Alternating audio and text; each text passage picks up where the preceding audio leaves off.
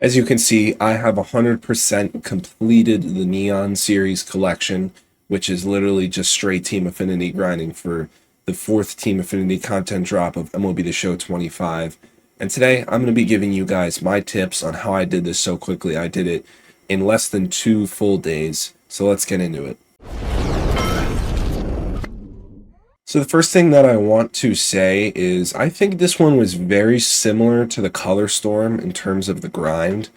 I would say that the Color Storm was probably a little more difficult than Neon. I think Neon was a little easier because we have more cards in the game and more players that we can use. But Neon was like a little bit quicker in my opinion, but regardless, it took me about 30 minutes for every single team.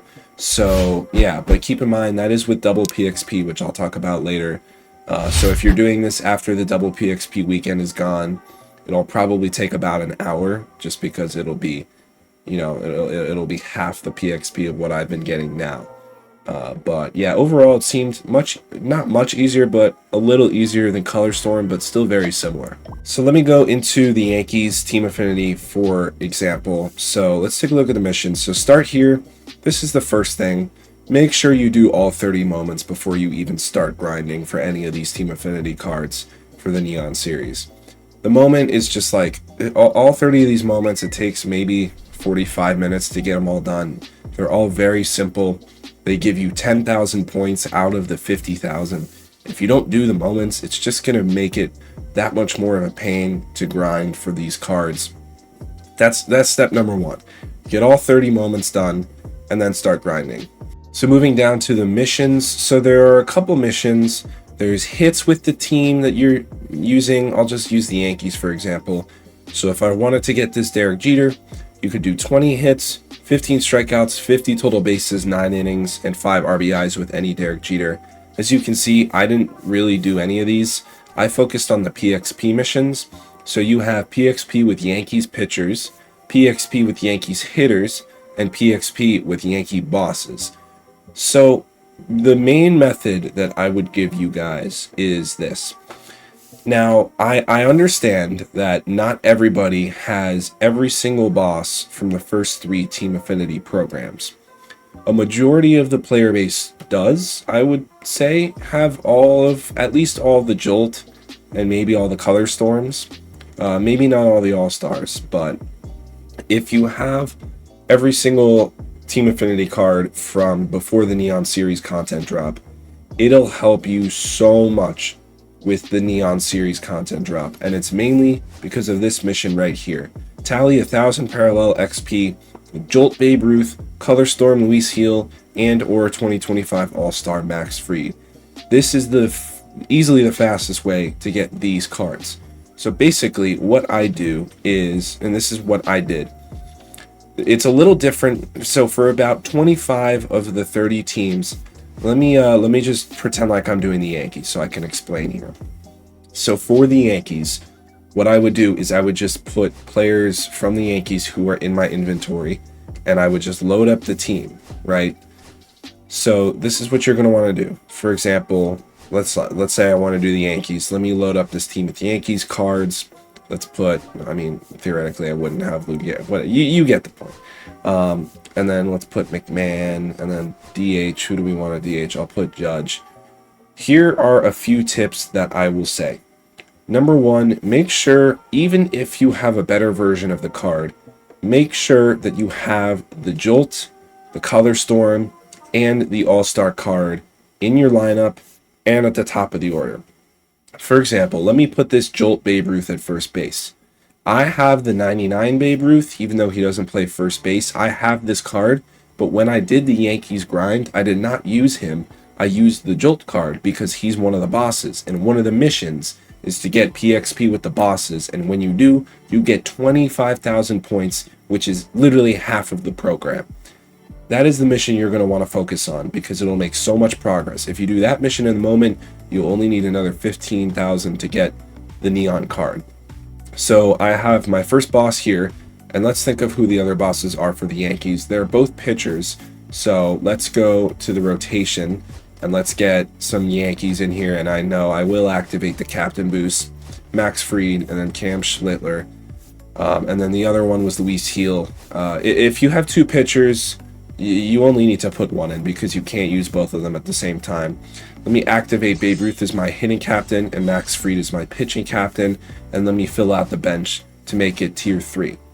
So that's number one. You want to build a team with the captains, and you want to make sure you have the bosses, like the captains, at the top of your lineup so they're getting the most at-bats and the most PXP. Besides the captains being at the top of your lineup and being the ones that you pitch with, the rest of your lineup doesn't really matter. You can just set it however you want. So what I'm going to do is I'm going to go into a game of play versus CPU, and I'm going to use Max Fried. So let's go to play versus CPU. I always play the Rockies on the road. If you guys have not seen my PXP video on how to farm PXP, I've had multiple of them. Make sure you check that out because that's the method I'm going to be using today. You're going to go into play versus CPU at Colorado. You are going to make sure that you are using Max Fried every single time, and you are just going to grind against the CPU as long as you want. What I typically did was with teams that had a pitching captain, so this is what we're going to get into later, is not every single team has a pitching captain somehow. I think about 5 teams don't. This is for the 25 teams that have a pitching captain, and don't quote me on that exact number, but it's around there. Put the hitting captains at the top of your lineup, and then pitch with the pitching captain, go into play versus CPU, and what I did was I did 3 full innings. I did not quit after the top of the third. I quit after the bottom of the third. I did that twice, and that most of the time got me the Neon Series card.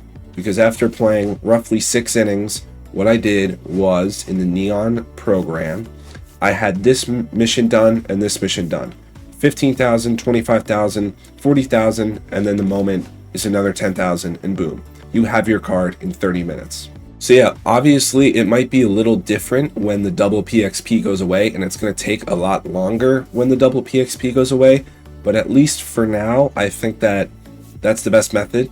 I mean, I flew by with these guys. Let me address one other thing that I mentioned earlier. Let's take a look at the Baltimore Orioles, for example.